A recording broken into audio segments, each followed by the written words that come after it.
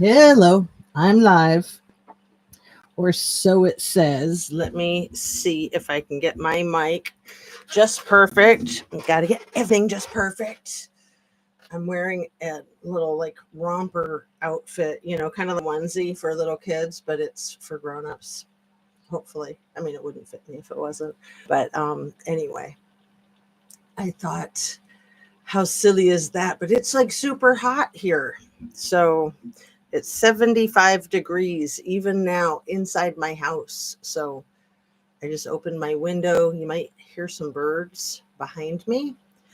Let's just get right into it. If you come into the chat and can hear, it's always good to do a sound check. Check. It might just be that most of my viewers or all of my viewers will be on the replay crew tonight. We'll see. Nobody expects me to do a live on a Saturday night. It's been a while. Hit your like button if you'd be so kind. So yeah, I tend to do my lives weekdays during banking hours, but I just thought I would surprise everybody because I love surprises. Still nobody here. Oh no. Okay. I'll just go over my basics. Please make sure you're still subscribed if you are subscribed. And if you're not, consider hitting that subscribe button. It does a world of wonders for the channel. And I'll try to talk into the mic, but hold on. I want to get this.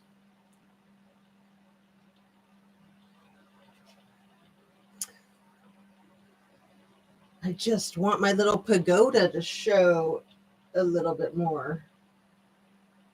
There. I want you guys to see that cool pagoda, the magic pagoda. Okay, so sound check, and turn on your notification bell to ring if you want to be notified when I surprise myself with a live or drop a video. I tend to drop a yoga video every evening, and I tend to go live almost every day, midday, maybe around somewhere between noon and 2. I'll try to get more consistent. It's just been nuts around here. And today is the day, apparently, but we don't know yet, that I become a grandmama.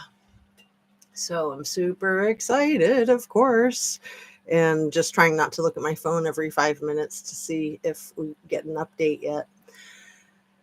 Baby wasn't due for a few more weeks, but he thought he'd come on out. He's ready to go. So if he doesn't make his appearance today, it'll probably be in the morning. Anyway, we shall see. If I get all excited about a phone call, you'll know why.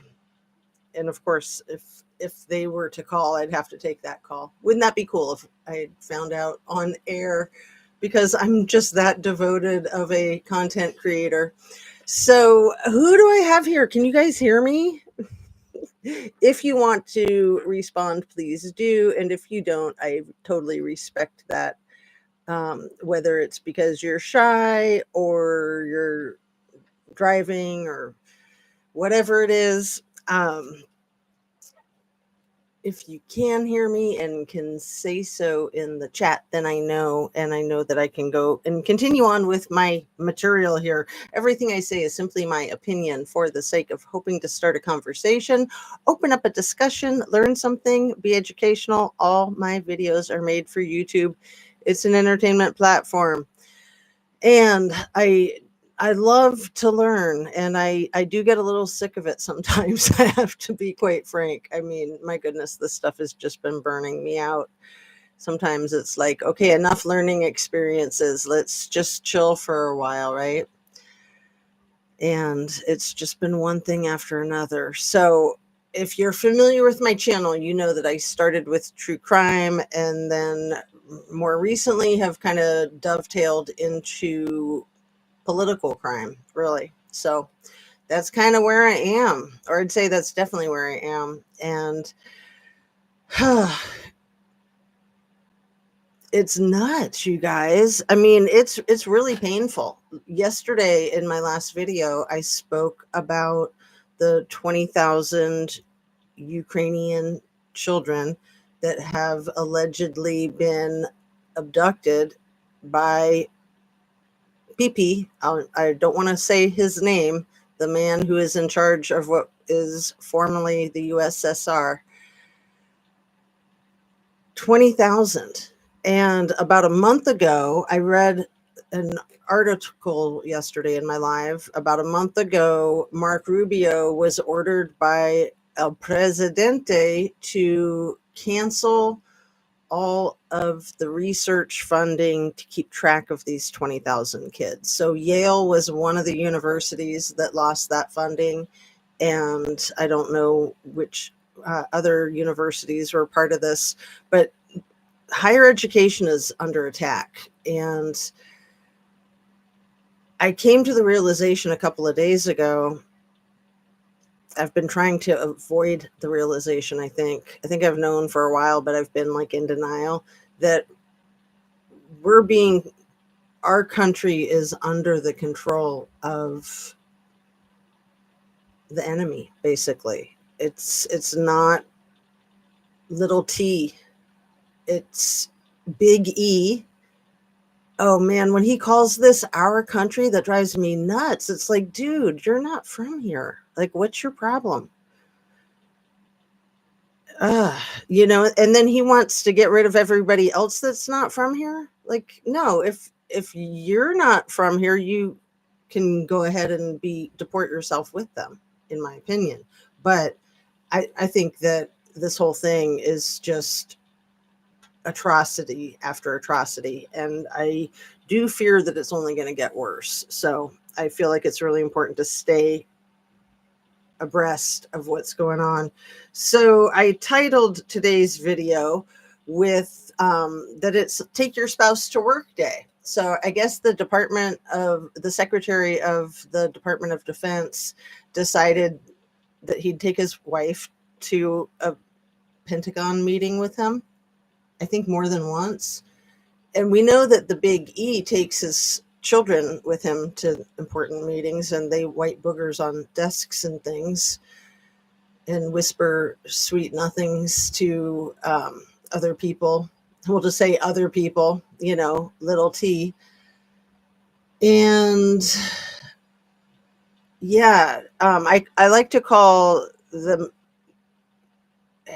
hedge Pete, because I'm trying to keep the buzzwords out of the algorithm, because it really does flag the bots. And I'm sure I'm getting flagged, that my channel's been flagged for the bots before, and it is what it is. We do have freedom of speech still, and I fear that too is under attack. So I'm going to exercise my freedom of speech as much as I damn well please. And I've only got one person in the chat, and so I still don't know if you can hear me, but I'm imagining that you can, or somebody would have said no sound by now. Okay, so we're talking about who else brought, so Hedge Pete brought his brother to a thing too. Like, is he just like scared to go to these things by himself? Does he need like an emotional support pet maybe? I think they should issue him one. Wouldn't that be cute? That would be hilarious. So, man. So all of the talk right now in the news is about usurping Greenland into our nation. It went from Canada to Greenland. All of a sudden, we're all hot for Greenland, right? And it's really sad, and it's really scary, and it's really stupid, in my opinion. It's like it came out of nowhere. I feel like it's definitely coming from USSR territory. I feel like it's definitely coming from the big E, that he wants all of these large bodies of land, and he wants all the minerals that are under the soil. And it's just like, what in the world has the presidency become, catering to this crap? I mean, Mm, But the people of Greenland, the people of Canada, the people from all these other countries are really getting sick of hearing about this. And, our country's been uninvited to NATO, and it's just unheard of. It's unheard of. But I'm glad that they're paying attention, because maybe that kind of uh, camaraderie with those countries, maybe that can help to fight the freaking superpower of little t, PP, and big E. I mean, talk about trifecta. Okay, so the things that I have written down that I wanted to talk about today, the conflict of interest that we've got with Big E and his companies, his government contracts, and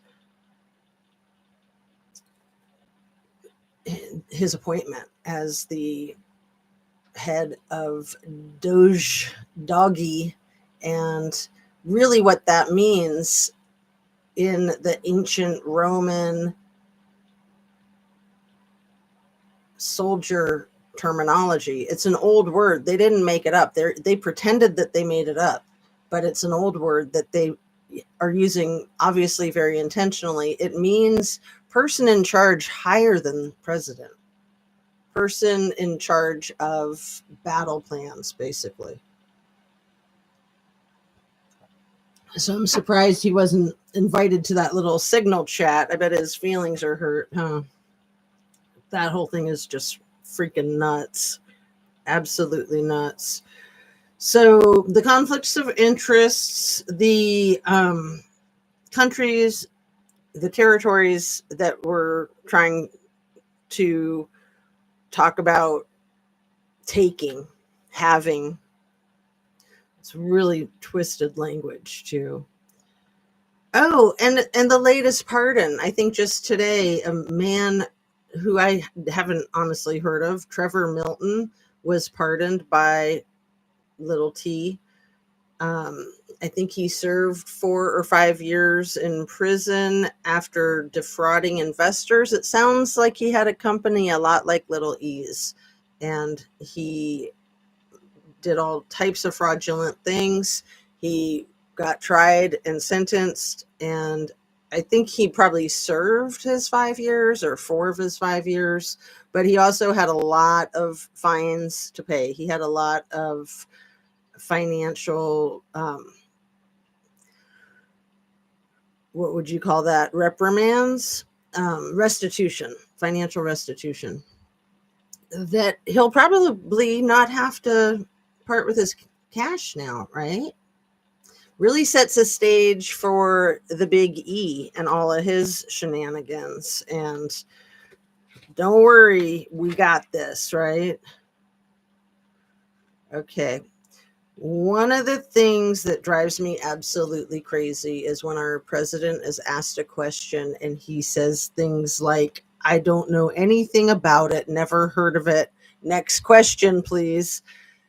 To me, that's a big tell that he's just saying F off, not answering your question, not going to cooperate. John Stewart calls it the quick onset of dementia. I thought that was kind of cute. You got to make light of these things. Marjorie Taylor Greene, being the genius that she is, called the Rolling Stone magazine Rolling Stones magazine. Thought that was hilarious. And yeah, one of the things that little T said about why he pardoned Trevor Milton is because all of these, this is his words, all of these top of the line people were recommending to him that this guy Trevor Milton's a really good guy, and that he got schlonged. Top of the line people. It's like, I thought that was such a bizarre phrase. Top notch, I think, is kind of more of a typical phrase. But top of the line is really like a product. When you're manufacturing things. You want the top of the line product, but top of the line people, it just felt uncomfortable to me. The phrase is uncomfortable to me, like as if people are products, basically. But man, the weirdest words come out of little T's mouth, like things like bigly. That Azure Asians is still one of my all-time favorites. That's Arizonians, in case you don't know. Azure Asians. Bigly is just the bomb. Strongly. He misuses the word strongly. He strongly misuses the word strongly. Bigly. It's nuts. So, yeah. Let's see. What else do we need to talk about today? I'm just kind of doing an outline about the rare earth minerals. Oh, where did I write it down? Here it is, I think. Oh, we're going to have Greenland. And this was JD talking about little T wanting to have Greenland and his desire for Greenland. I thought that was so effing creepy. His desire for Greenland. Like both of those have like a, bagging a babe kind of connotation. And the having is also sort of like, what are you going to have for dinner? Like consumption. Like just so bizarre. So bizarre.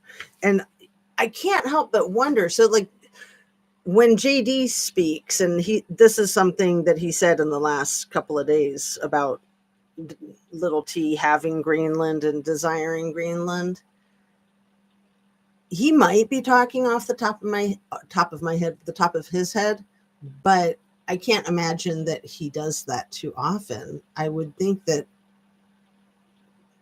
he would have people scripting what he's supposed to say when he's being interviewed, talking into a mic. I mean, maybe it's spontaneous, but is it like an unconscious thing that those slipped out, having Greenland and little T's desire for Greenland? Or was that more calculated? I don't know.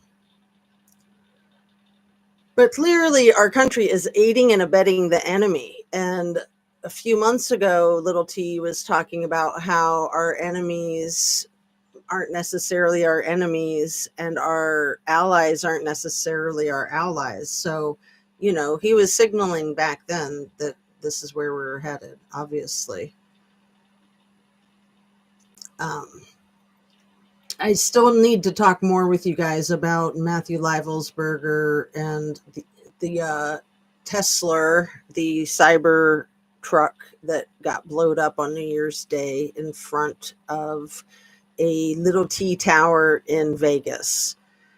If you remember, the news outlets, most of the ones like Fox, were saying again and again that in Matthew Livelsberger's writings, his little mini manifesto, as they called it, that he made it explicitly clear that he had absolutely no animosity towards little T. They said that so many times that I started to get suspicious. Like, really? Did he spell that out? Or is that just what you gleaned from what he wrote? Because it seems pretty obvious, if you're going to do something that violent in front of someone's hotel, that that's a message. And with the other person's vehicle, the Cybertruck made by Tesla, I mean, it's so symbolic, right? And especially Matthew Livelsberger being military, being active military. But I still question that whole thing. Did he do that on his own? And was that a genuine, like, terrorist attack? Like, why would anybody do that if they didn't have animosity towards those two things? You know, at first I thought that it was maybe an orchestrated, kind of like an advertisement, kind of promotional almost, but that it just didn't go over well. But that was only 2.5 months ago, right? No, it's been 4 months. Sorry. I have to look at the calendar. I've lost all concept of time with this administration, seriously. So has it really been 2 full months and a week? It has. It's been 2 full months and a week since the new administration was sworn in, but it's been 3 months already, because you got all of January, all of February. Okay, we're in the 3rd month. I'm getting confused looking at numbers. I don't do well with numbers when I'm on live, obviously. So I was kind of close with the 2.5 months. We're just under 3 months for the blowing up of the Cybertruck and that F-150 white pickup truck that was rented from the same car app that's sort of like like an Airbnb kind of thing for renting cars from other civilians. And they were rented on the same day. Both of the people renting them were men that were affiliated with the military. Matthew Livelsberger was active duty, and the other guy, the guy in New Orleans with the white pickup truck that ran over a crowd of people, and then I think he took his own life. I think there were 14 people that passed away from his terrorist attack. So both of those were New Year's Day. It didn't even dawn on me until a couple of days ago. Again, the symbolism of an F-150, like that is the MAGA machine. That's their car. That's their prototype, the Ford F-150.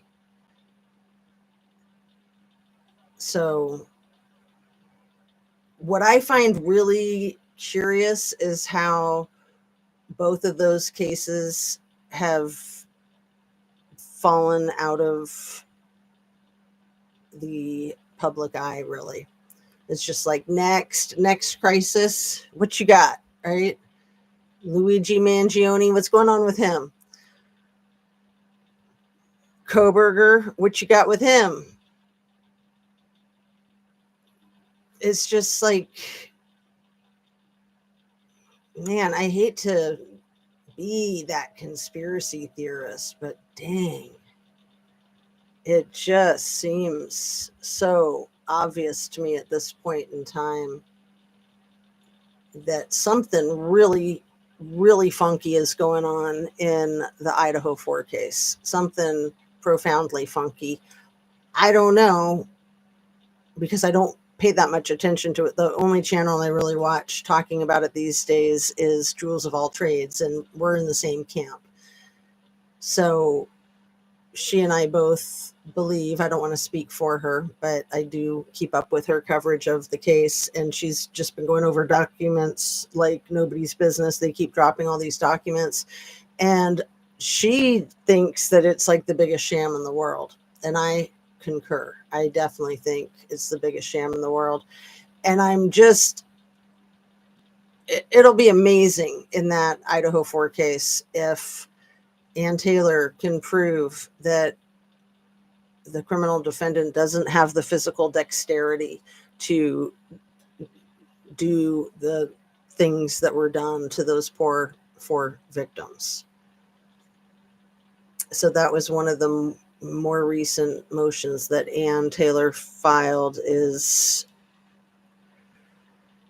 concerning the dexterity of the criminal defendant. And I was telling you guys yesterday, I think it was, or maybe the day before, how that reminded me so much of the Pamela Hupp case, because that was what got Pamela Hupp busted when she tried to frame this poor victim of a crime, and she took his life and the crime that she swore he did, he was not physically capable of doing it because he had been severely brain injured in a car accident a few years prior to that.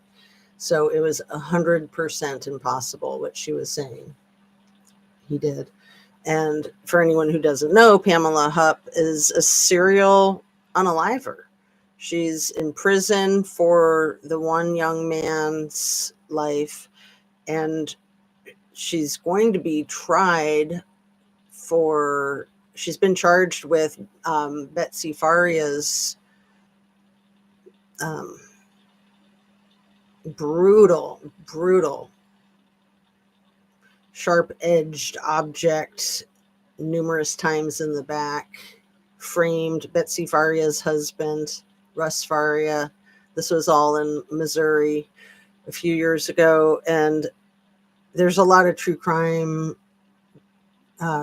docu-series about it, but one of the best is kind of what would you call it? Just a mini series, a dramatic mini series by Renee Zellweger that is like a 6-part series, I think, called Something About Pam.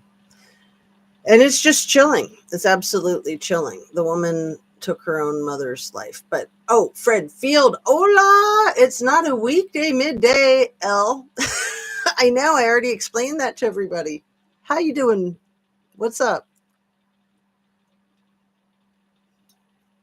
I am so happy to see a familiar face, even though I don't even know if there's a face in your little tiny thumbnail because it's like less than a centimeter diameter, so I can't tell what that is. If you want to share what that is. Anyway, how's your day going, Mr. Fred? Is it really hot where you are? It was like 80 yesterday, and it's about 75 today. It's crazy nice weather.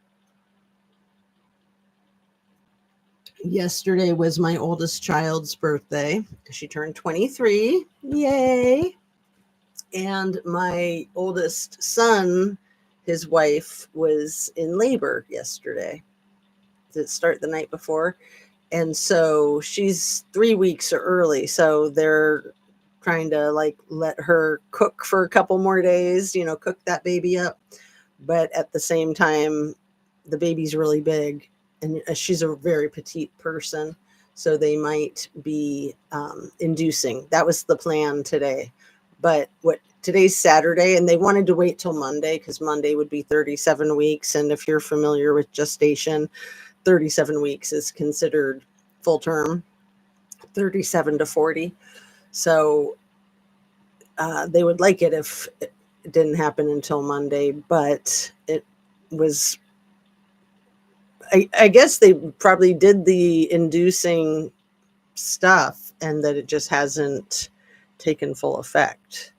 Because most I don't know how familiar you guys are with childbirth, but most inductions, when you induce labor, it doesn't work out usually. You can't tell a body to do something like that. The body will do what it damn well pleases. So I didn't Google it to see, but it's my understanding, if I'm remembering accurately, that like 80% of inducings turn into cesarean sections, which there's nothing wrong with that. I had all 4 of my children cesarean section and they worked out just fine. Thank you very much. I had very large babies, so I was happy with that. Not a problem. Some people feel like it has to be natural childbirth. It's like, nah, not if your baby's 10.5 pounds like my first one was. Thanks anyway. I think I'll opt out. Although it just happened that way. They didn't give me the option to opt out.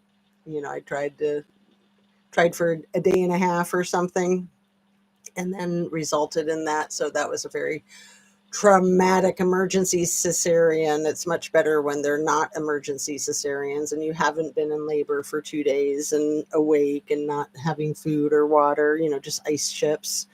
F that. Anyway, I'm going back into my own thing. My son is becoming a father today or tomorrow, probably. So I'm becoming a grandmother. And just so cute that the day after my oldest's birthday. And so, yeah, I'll be going to visit in a couple of weeks to see the newborn. The mom's family is there now, so they get first dibs, right? Fred says it was about 70 today. Thumbnail is me and my doggo Sunny, who passed 2 years ago. Oh, I got to puppy sit today, the little golden cocker spaniel. So I did a lot of gardening and cleaning up the garden beds. I got to the back finally. I didn't know when that was ever going to happen. I get started with like, I'll just do a little bit. I'll just do this one little corner over here. And I got most of the entire backyard done, surprisingly. But it's one of those things that's just never done, right? I mean, it's just a work in progress, but it's so much better now. It was quite the eyesore. It hadn't been cleaned up since winter. And I don't think I cleaned up the way I should have to winterize. It's always good to get all of your leaves bagged before the winter. And I just kind of like pushed them to the side. So if I've been tracking all of the giant bags of leaves that I've been hauling out of here, and I think I'm at 42 now.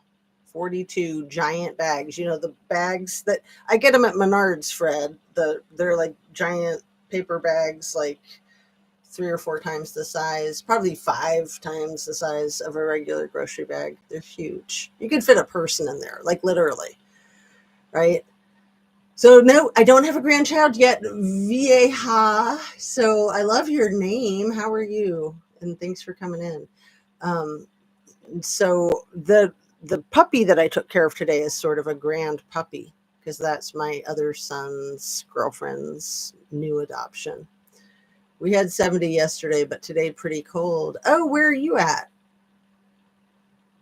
Oh yeah, aka Christine. Oh, Christine Herman? Is this you, Vieja? Christine Herman or a different Christine? Fred says, it is supposed to be only around freezing Tuesday. Yes. Okay. Nice to see you.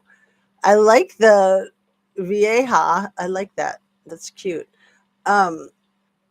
Freezing Tuesday. I better not get all of my flowers killed by a freeze. That better not happen.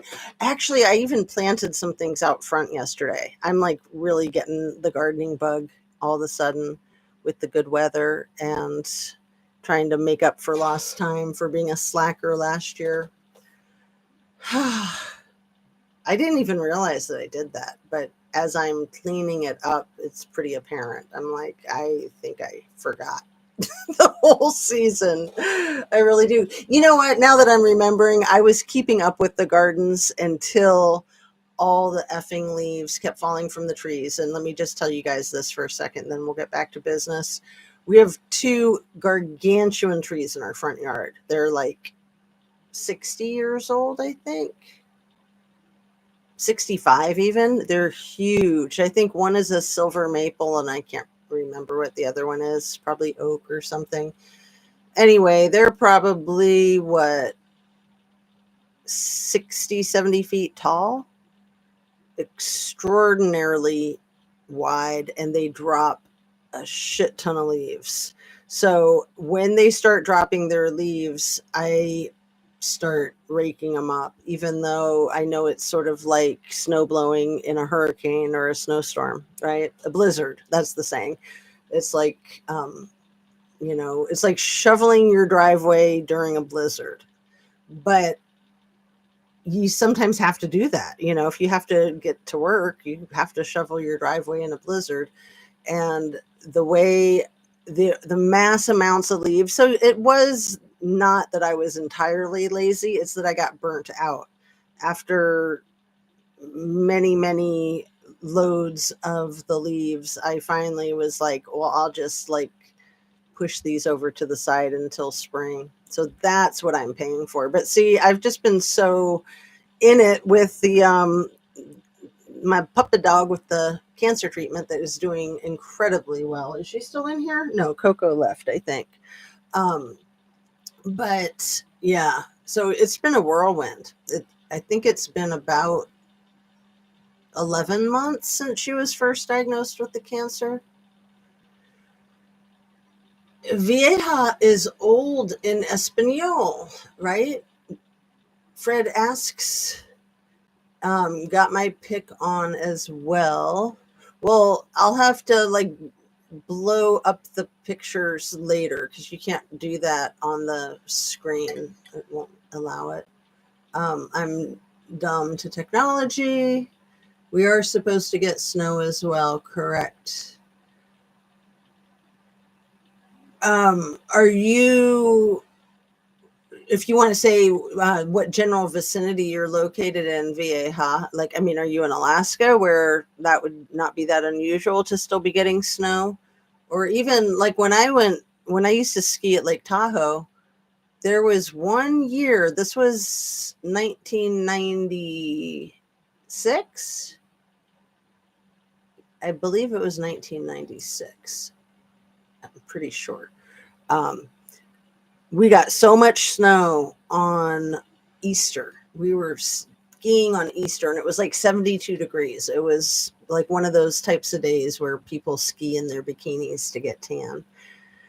Not me. I'm not going to go skiing in my bikini, but it was outrageous. It was so outrageous to have that much good powder snow that late in the season. It means old, yes. I'm in southern Wisconsin between Madison and Milwaukee. So is it um not too uncommon for you to be getting snow in late March, early April?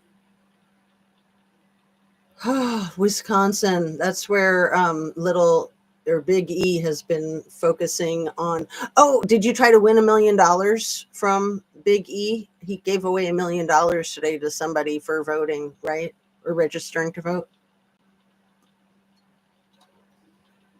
I mean, he could get in a lot of trouble for that. It depends if the judges want to do him favors the way the Pennsylvania judges did, I guess. Possible severe weather here tomorrow p.m. Oh, wow. I wonder if that's coming my way here in Ohio, Fred. Because, yeah, you're not too far from the Wisconsin place. No, we always get Easter and ice storms around this time. Yeah, March usually for us in Ohio, because I'm in like southern Ohio, by the end of March, it's usually done. Around here we say March comes in like a lion and out like a lamb. Do you guys say that where you are? But I notice if I drive a couple hours north or a couple hours south, it's quite a difference, the weather and the temperature and the just how far along things are blooming and everything. No want, nothing to do with E or T. Well, I'm just trying to keep an eye on them because they're like snakes in the grass and they're trying to implement that 2025 project. And we are, how many days did I say? 68 days in to, and it's like $100 implementation plan. So we're getting close. I mean, unless they're ahead of schedule or behind schedule, we're just about a month away from um, living the Handmaid's Tale, possibly. I mean, that's what it seems like to me. That's what I'm super concerned about. It's like that was a science fiction book, that was a science fiction story that just was horrifying. And I was glad that it was over when I saw the movie. I was glad that it was over when I read the book. And I have never watched the television series that everybody watched.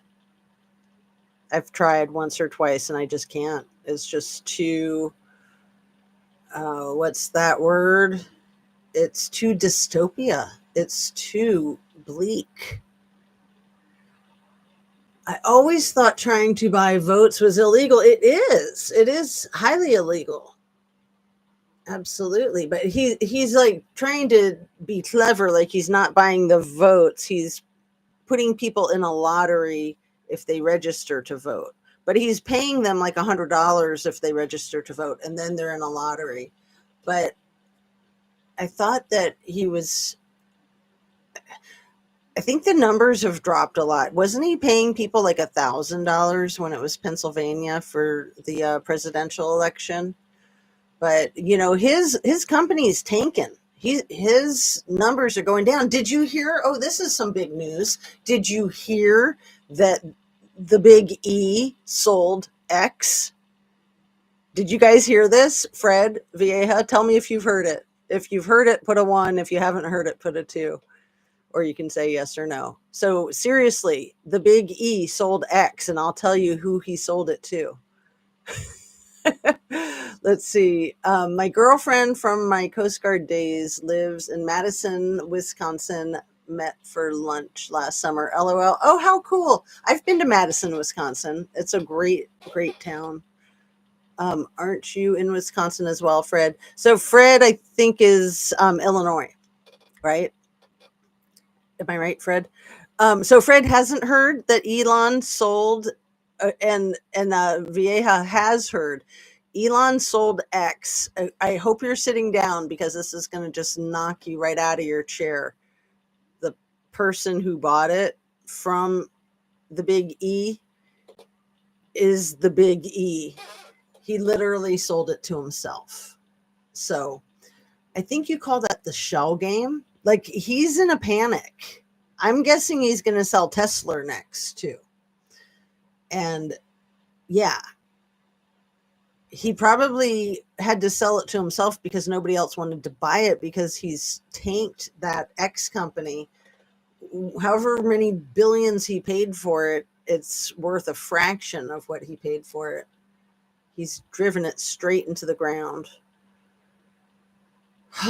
Okay, so let's stay caught up with your comments, and then I'll get back to my notes here. Chicago southwest suburbs. OMG. Yeah, I know. Isn't that nuts? He sold it to himself. But see, then he can try to say, well, it's still worth, what, 34 billion or whatever whatever price he negotiated with himself. Because it's probably worth 0. It's probably like bankrupt. It's probably toe up, right? But then whatever market value is what it is. Took lessons from T. Oh, is that how he did it? The Apprentice. So who's the mentor and who's the apprentice here, right? And T was so good at firing everybody on that TV show. Why doesn't he do that now with his White House Apprentice TV show that he's running? I mean, he did that with his first time around. Everyone was getting axed left and right. And those who didn't get axed would duck out after maybe 12 months, I think. Like, people had a really hard time dealing with being a part of his administration before. And that was before these goons that he has now. I mean, seriously, every single person that I know of that he hand selected for his cabinet that is so grossly unqualified, they were hand selected because they have the mentality and the stupidity of being in a signal chat group with your war plans and then denying that it was war plans, and then saying that you don't know how the reporter's phone number got sucked into your phone. Like, that's what's his name? Mike Waltz. He literally says it got sucked in.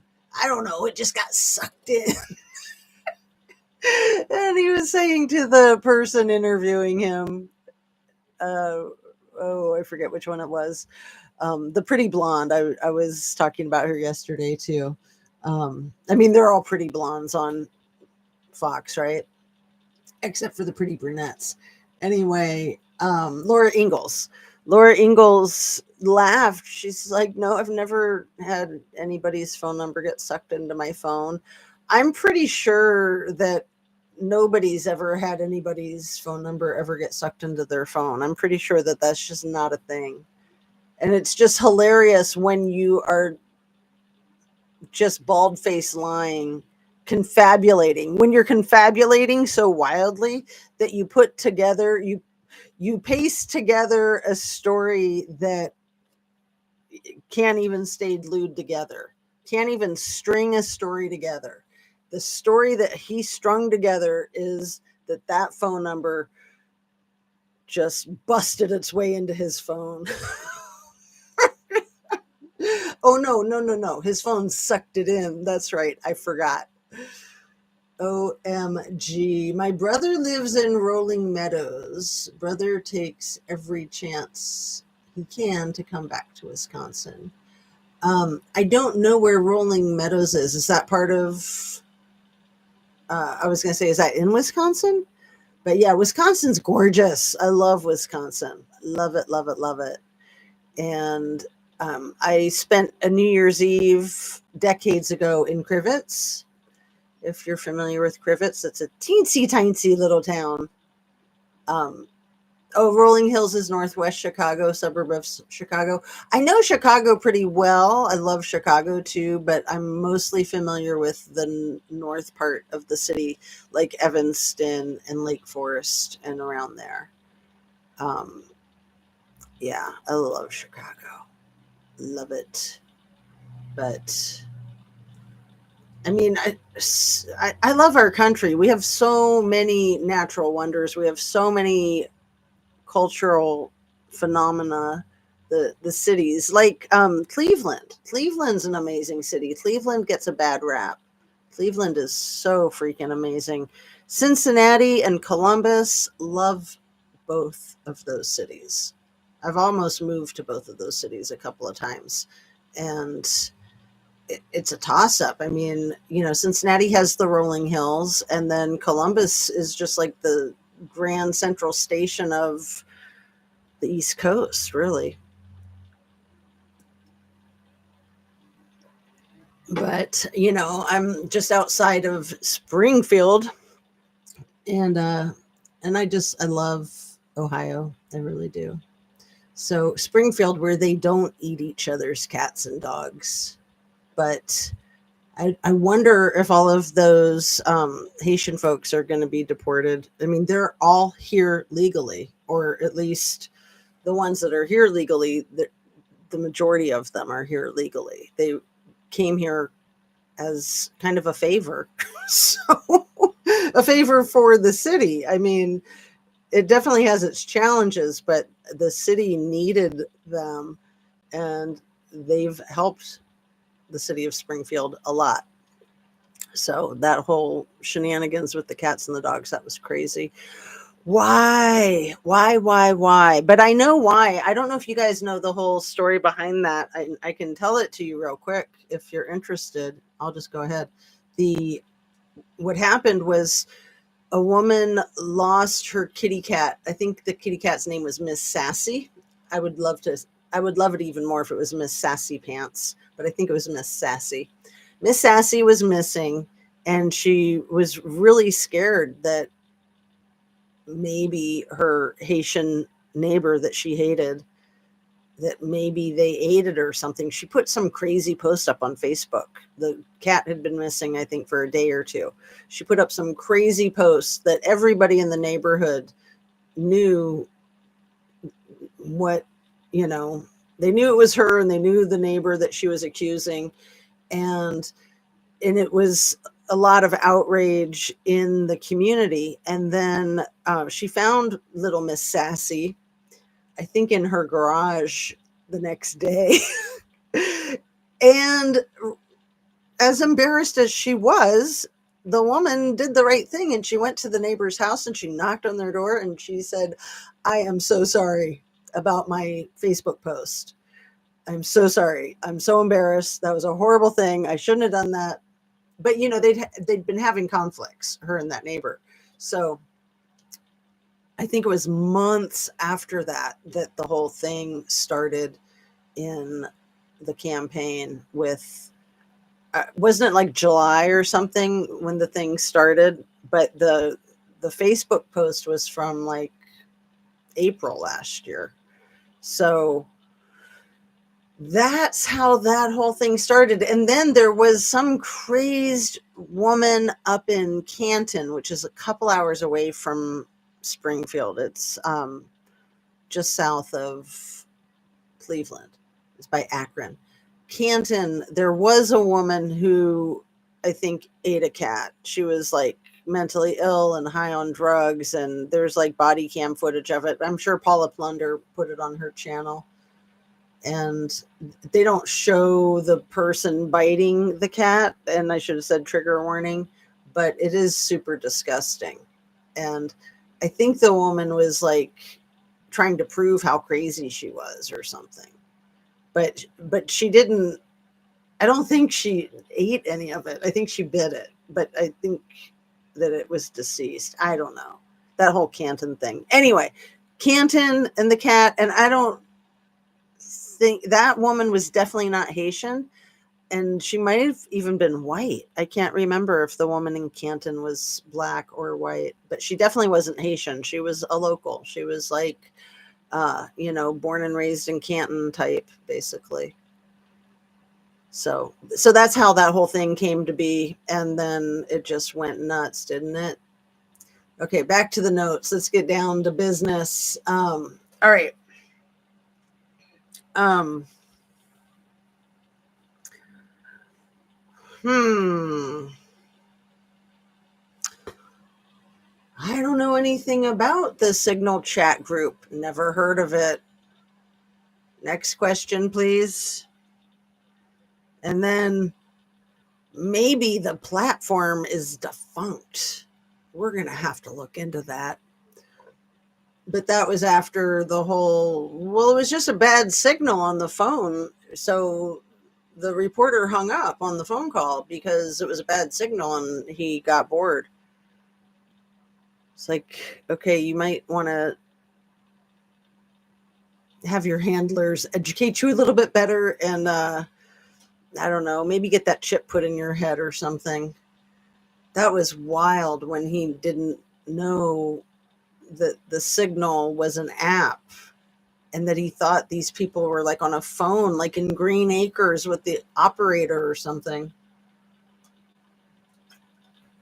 And my kids were just making fun of me yesterday because I called FaceTime television phone.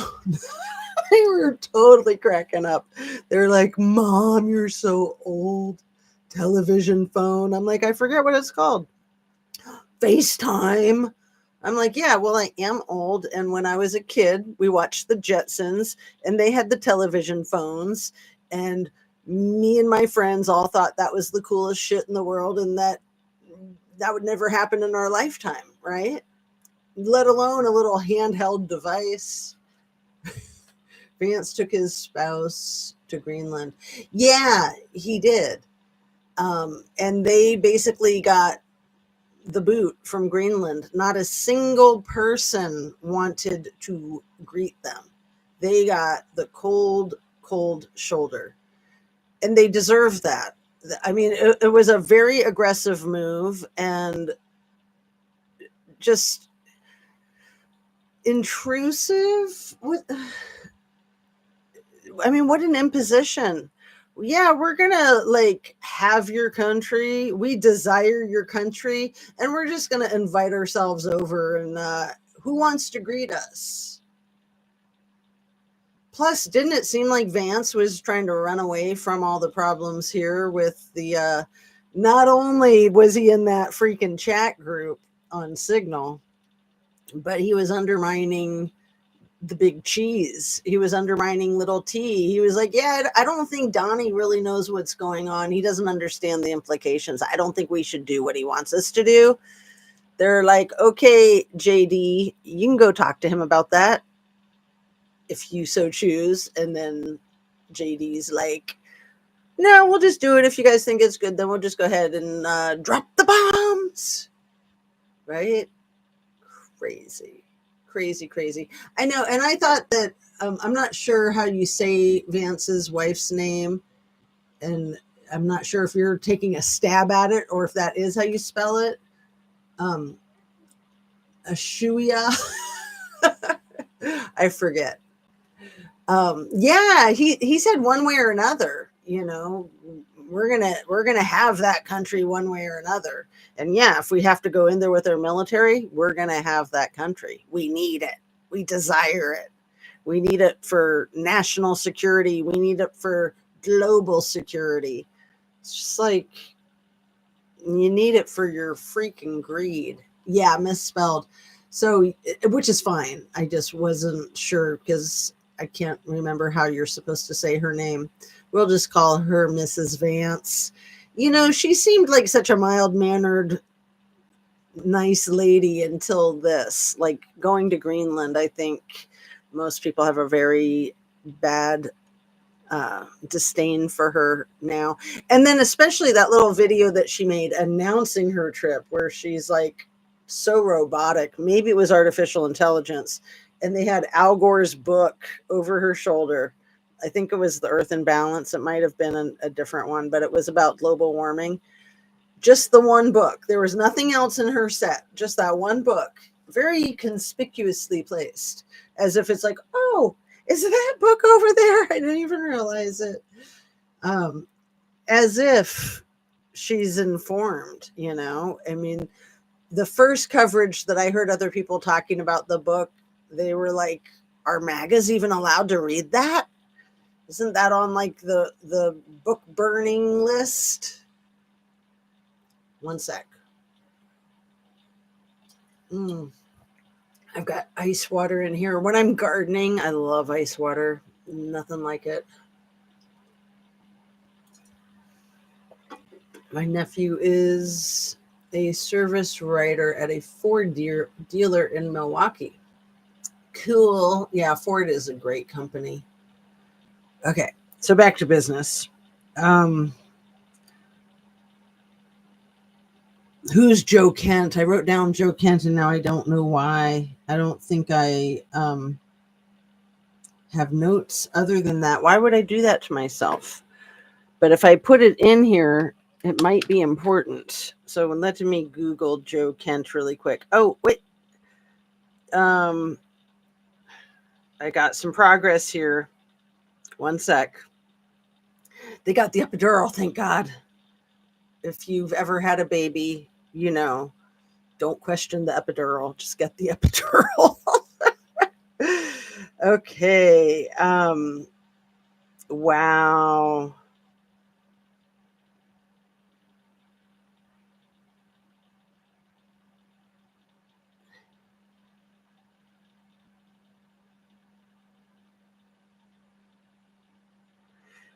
Just got to respond to this. I bet he's going to make his appearance.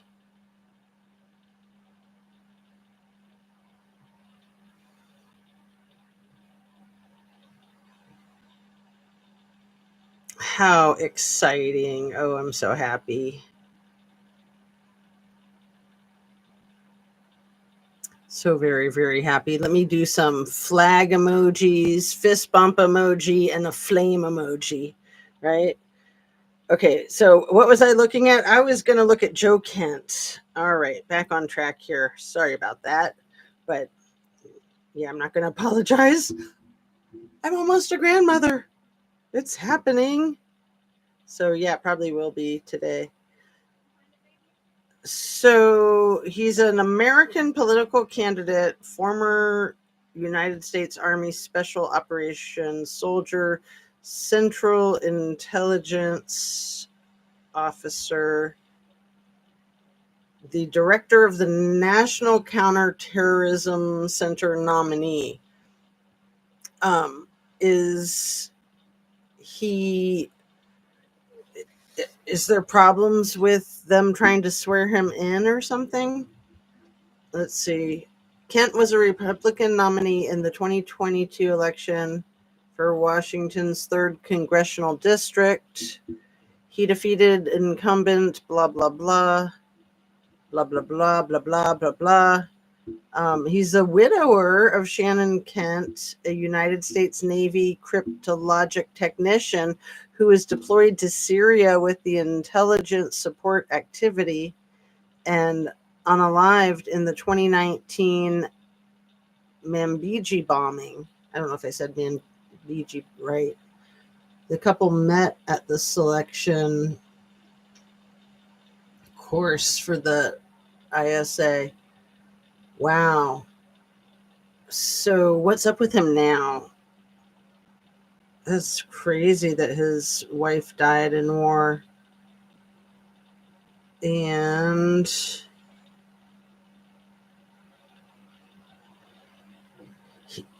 um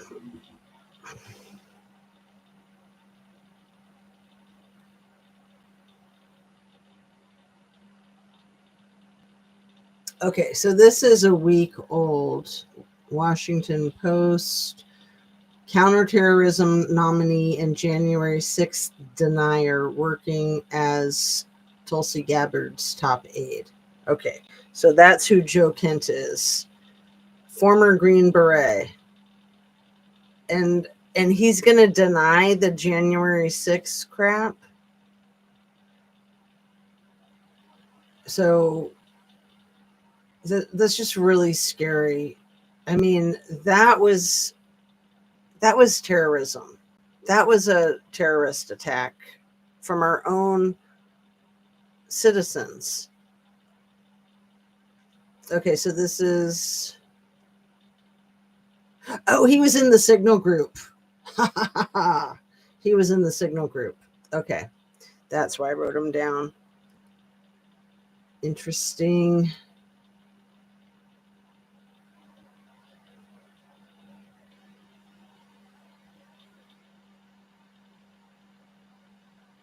He was just nominated last month. The Senate has not yet scheduled a confirmation hearing. Times reached out for comment. Oh, can you hear the car starting?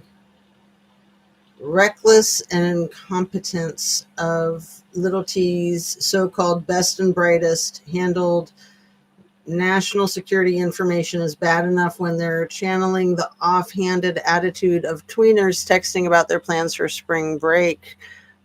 Senator Wyden said in a statement to the Willamette Week. But the fact they include Joe Kent in this buffoonish behavior only magnifies their dangerous sloppiness and total disregard for intelligence, since he hasn't even been confirmed by the Senate.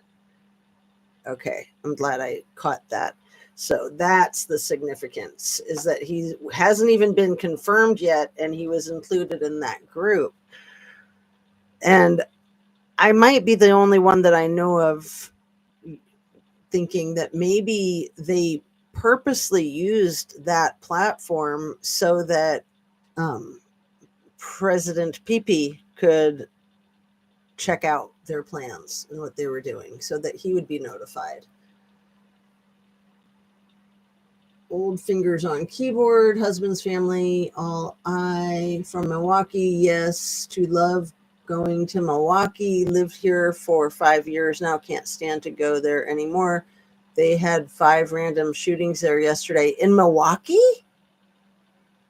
That's nuts. 5 in a day. I mean, I don't know the crime level of Milwaukee, like if that's outrageous, as outrageous as it sounds. I've been to Milwaukee. I love that city too. You know, it's Laverne and Shirley, right? Oh, you have neuropathy, Vieja. I'm so sorry. That's got to be rough.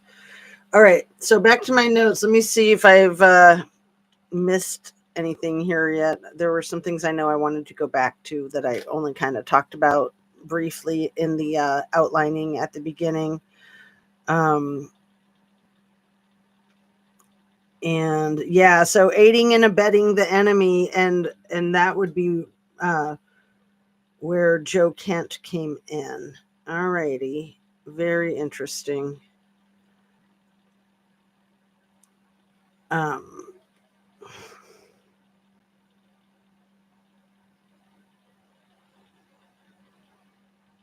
So Little T said this about Greenland, and it was just so freaking weird. I think this is just in the last day. This is like in quotes, so this is pretty close to verbatim what he said.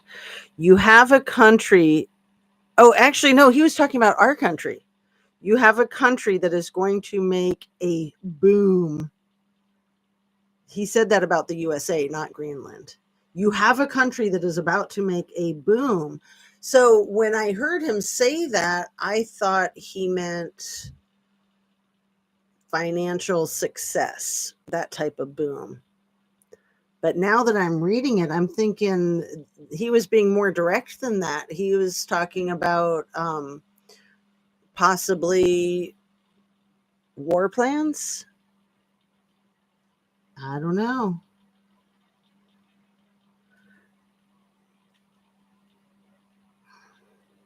But he also said this very importantly. I'm pretty sure that's not good grammar. Very importantly. Okay. So this is something that I may or may not have touched on yet.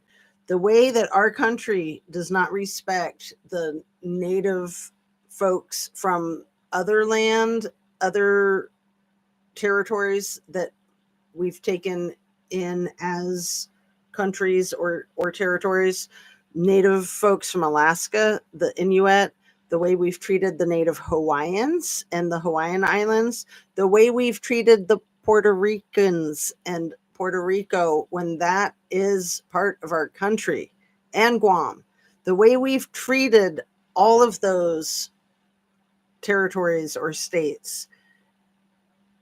Why would any territory sign up for that? I mean, we have just been atrocious in our disrespect and downright abuse of these people. Alaskans, Hawaiians, Puerto Ricans, and Guam.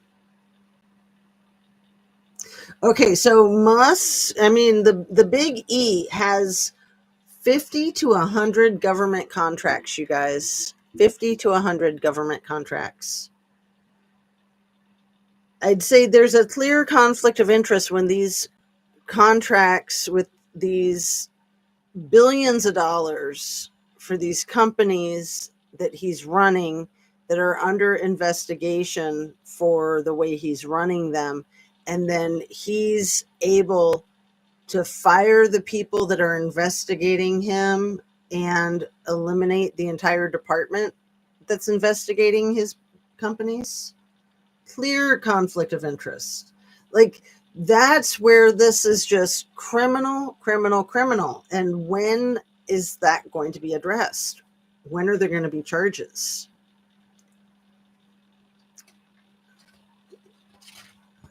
I honestly, and I'm sometimes wrong, I was dead wrong about the election, but I still think that I might have been right. I honestly believe that there will come a day where the big E and the little t will actually go to prison. And I also believe that they're going to fight like hell with the crap that they're doing now, because they know that that's a very real possibility if they don't just like strong arm everyone and everything. So, yeah, I am amazed at that quote that I wrote down about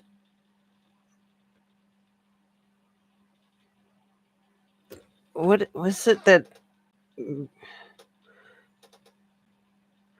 oh my goodness. Okay, this is why I thought that he was talking about Greenland, because right above it I wrote Greenland, and somebody from Greenland was being interviewed about the Vance's visit, and their concern, they vocalized, again, this is in quotes, is the little t going to strangle us economically? Strangle us economically. That's their concern right now, is that, he thinks that they have no choice. He thinks he's going to get them one way or another, right? So they're concerned that he's going to strangle them economically. I'm concerned that he's going to strangle all of us economically, quite frankly. and that these billionaire oligarchs, they want all of our money. It doesn't matter how little we have, they want it all. And then they want to have our social security number and all of that very, very private, sensitive information so that they can control everything, every move a person makes. Like, I think they're going to be messing with the banks so that people can't own their own homes. It's all going to be government. Like, in my mind, that's communism. But I guess oligarchy and fascism, communism, to me, they're all the same, but I'm just not an expert in those things. Several shot here yesterday a teen takeover of an intersection for car tricks. The type of car tricks Jagger does. It's sad when you hear about guns and teen shootings.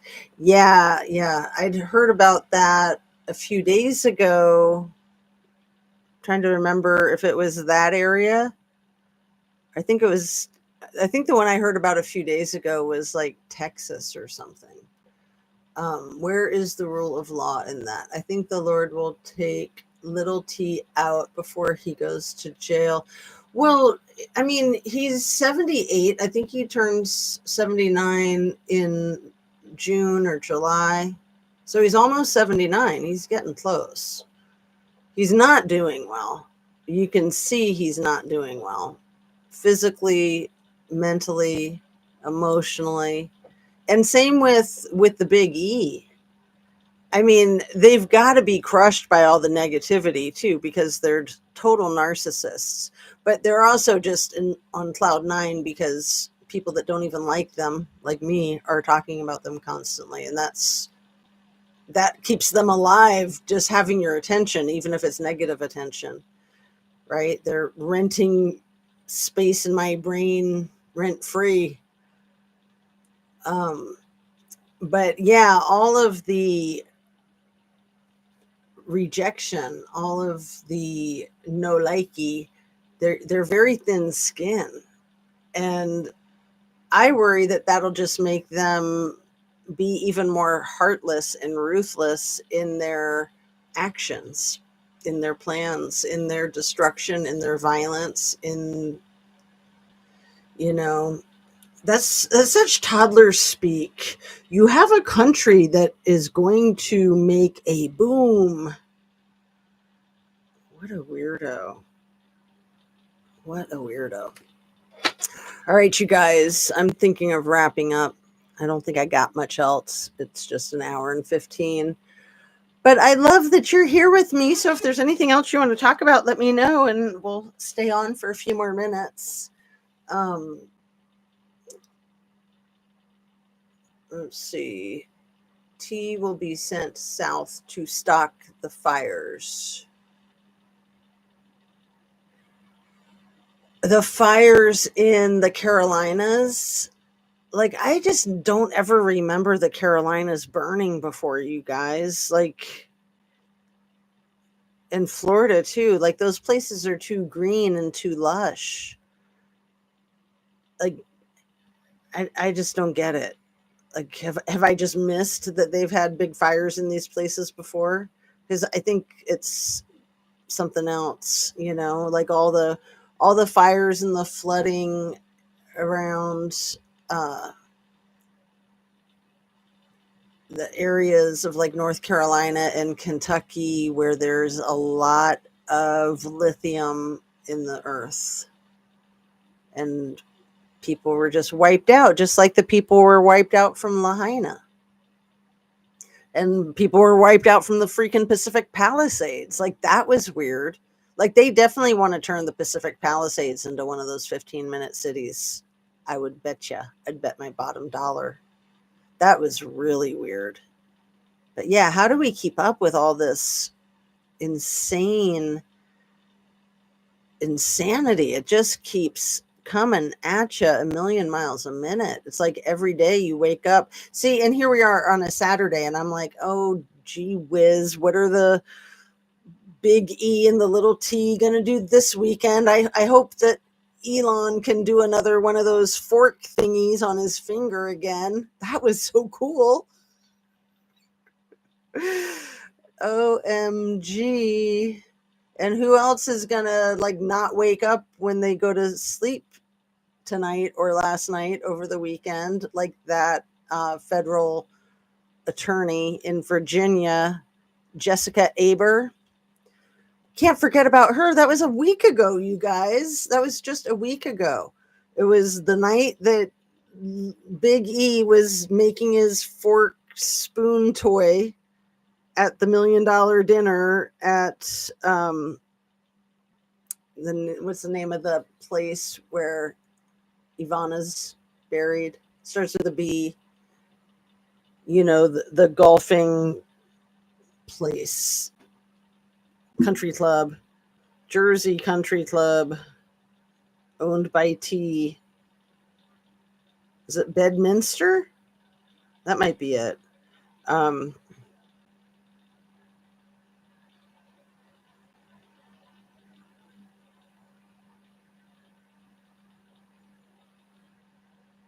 think it's Bedminster, right? Google will tell me.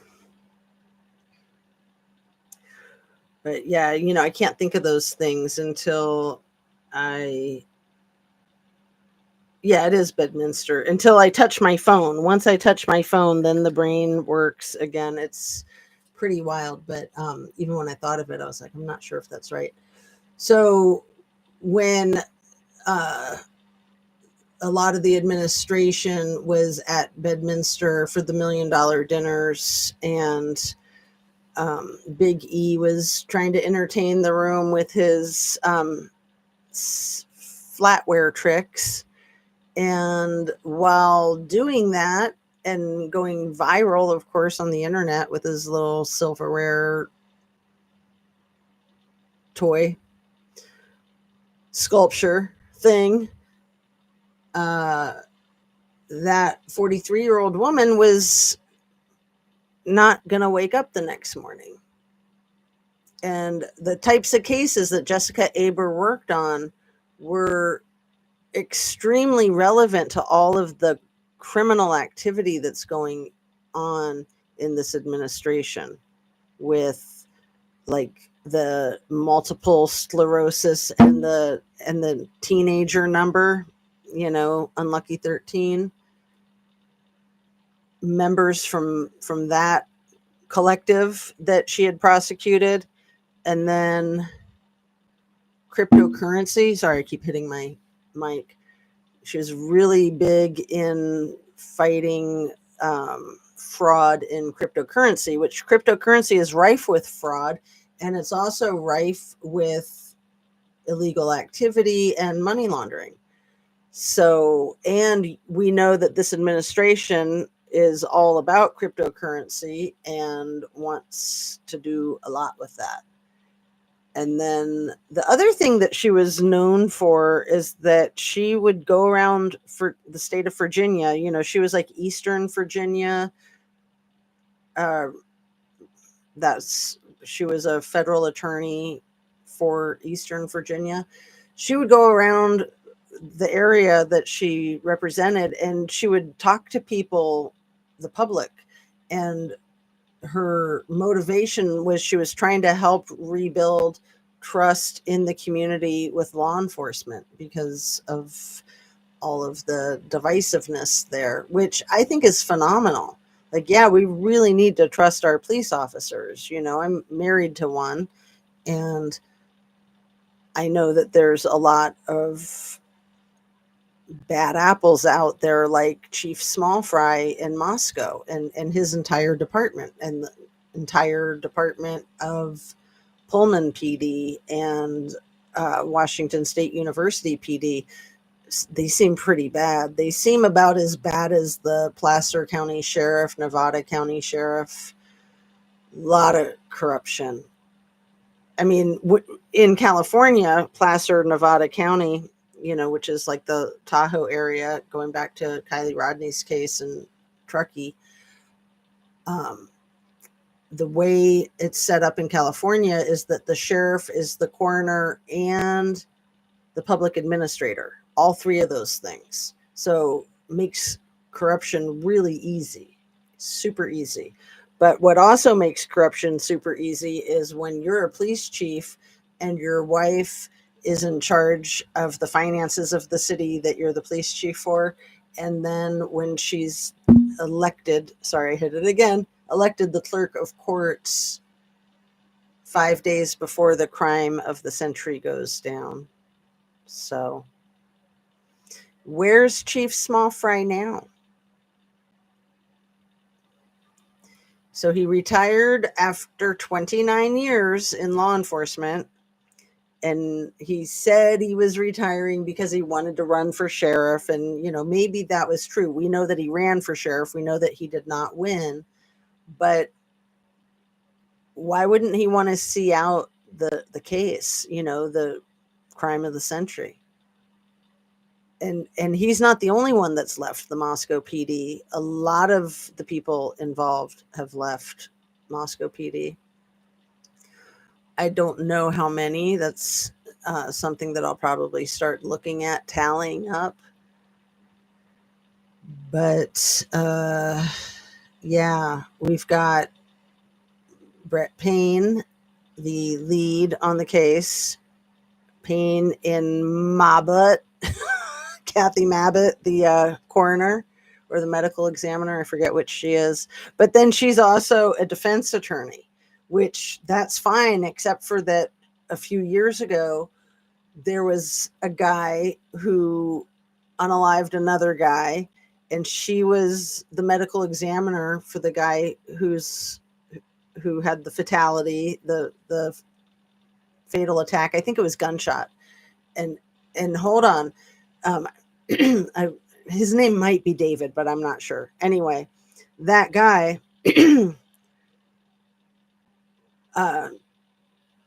took the life of somebody else. The person who was passed away, Kathy Mabbutt, did the autopsy for, and then she represented the unaliver. She was his defense attorney, and she got him the lightest sentence you can imagine. It was like, I want to say 2 years of probation or something like that. Or maybe it was like 15 years of probation and 2 years of community service. It was ridiculously light. But that same guy was the guy who was threatening his wife and himself and maybe one of his wife's kids with a sharp-edged object 7 days after the quadruple homicide. That guy. She was his attorney after she'd been that's a conflict of interest. And for the city of Moscow to let that go on tells you that they're as crooked as they come. So let me see if I put her name in.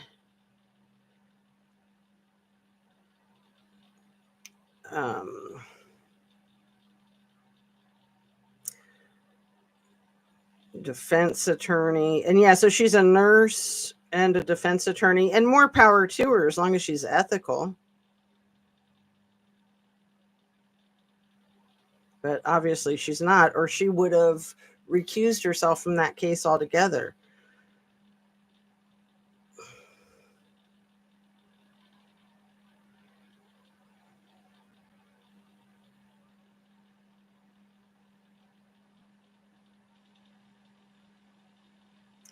Let's see if it pulls up that guy's name.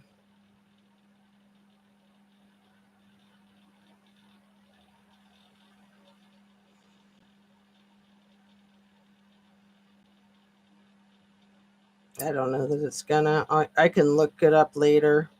All it pulls up is everything about Koberger. So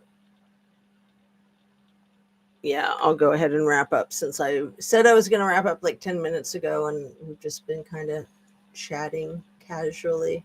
It's getting late. It's Saturday night. Thanks so much for hanging out, Fred and Vieja. And there's many others in here. So anybody who wants to say hi before we sign off? Let's see. I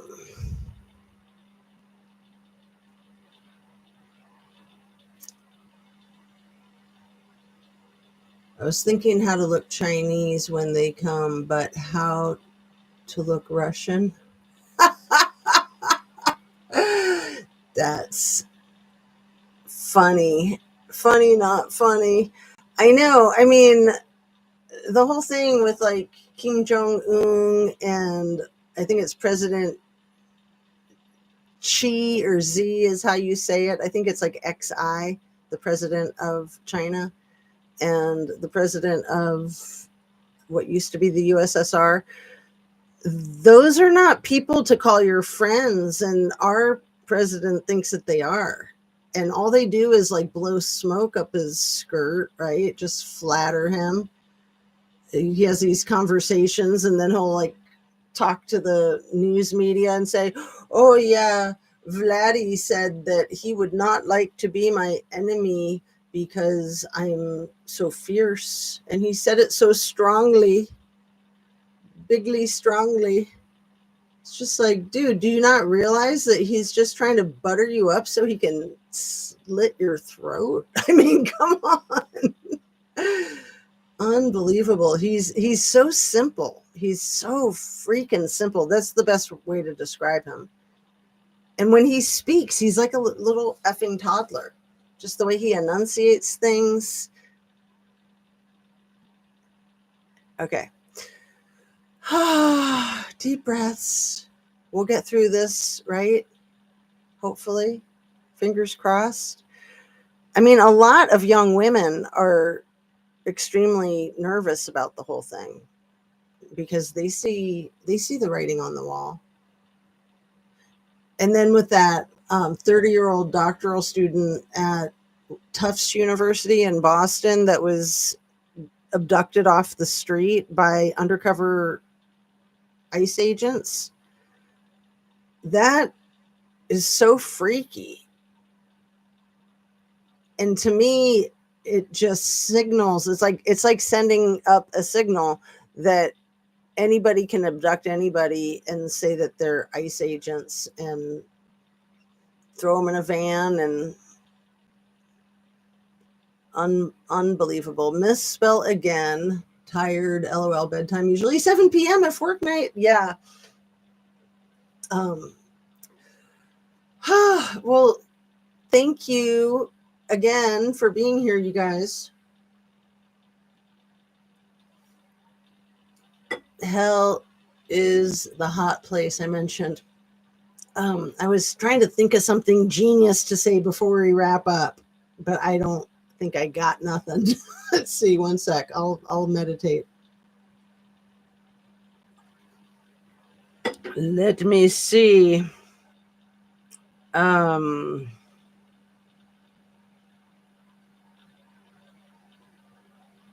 defective platform. The defective platform of Signal. It could be a defective platform. We're going to have to find out. Well, there's already been a lot of criticism of Signal because I guess it's a really easy platform to catfish somebody in, where you can get someone else's passwords and stuff, and then you can pose as them in a chat, which is what the news reporter, Jeff, the editor-in-chief of the Atlantic magazine, Jeff Goldberg, he thought he was being catfished when he got invited in by Mike Waltz. And he was hoping that it was actually Mike Waltz because he was hoping to build a rapport with him because he's a reporter and he would love to have a connection with somebody in the administration like that. But then when the attack plans were shared, and then, the story is that he was sitting in his car in a Safeway parking lot in Washington, D.C., and hearing on the radio that the plans were happening right as it said it would in the text. So then he realized that he wasn't being catfished and that it was real. And then he waited 10 days before he spoke about it publicly. And then, they all bald faced lied, Tulsi Gabbard and the rest of them, saying, there's nothing, nothing top secret in there. There's nothing that we need to worry about. It's fine that everybody was texting on a public platform when we have our own top secret platforms. And so then he released the thread, the entire thing, right? So that's what came out like the day before yesterday, I think. And it's pretty bad. And then so let me just say this, because I have watched a little bit of the right wing news media to see how they're handling it. And they're just like, we all make mistakes. Get over it. No big deal. And they can say that all they want. It's a huge deal, not just for criticism from people in our country politically. It's a huge deal worldwide. Like, they've made clowns of themselves. They've made clowns of our national security. And everybody worldwide has noticed. So it's not going to go away. I think that they all will get prosecuted. I think that Hedge Pete will be going down soon. As good looking as he is, I don't think he's going to make it through this. And then I think that Mike Waltz will go down too, Tulsi Gabbard, and the rest of them that bald face lied, providing testimony under oath. I think that they will all go down.